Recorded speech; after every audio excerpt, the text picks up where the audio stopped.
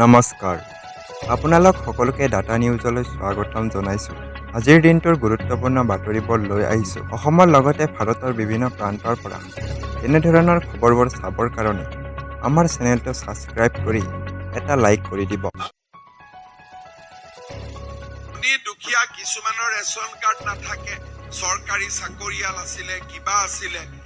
এইবাৰ আমি ঠিক কৰিছো যে ৭৫ বছৰ হলেই ধনী দুখীয়া চাকৰি কৰিছিল, এয়াৰফোৰ্স, কৰবাত gazetted officer, non gazetted officer, একো কথা নাই। ৭৫ বছৰ হলেই এইবাৰ আমি সকলোকে আয়ুষ্মান ভাৰতৰ কাৰ্ড দি দিম, যাতে ল'ৰা ছোৱালীৰ গাঁঠিৰ ধন দেউতাকৰ ট্ৰিটমেন্টৰ কাৰণে ভাঙিব নালাগে। বহুত দেউতাক আছে বেমাৰ থকা বুলি ক'লে লুকাই দিয়ে যে ল'ৰাটোৰ কষ্ট হ'ব, গতিকে বেমাৰটোৰ কথা নকওঁ। বহুত দেউতাক মই নিজে পাইছো। মোৰ আজি ২৫ বছৰৰ ৰাজনৈতিক জীৱনত মই বহুত বাপেক মাক পাইছো, ল'ৰাটোক নকয়, নিজে যি পাৰে কৰিলে আৰু নোৱাৰিলে নাই, ল'ৰা বোৱাৰীৰ কষ্ট হ'ব নকয়।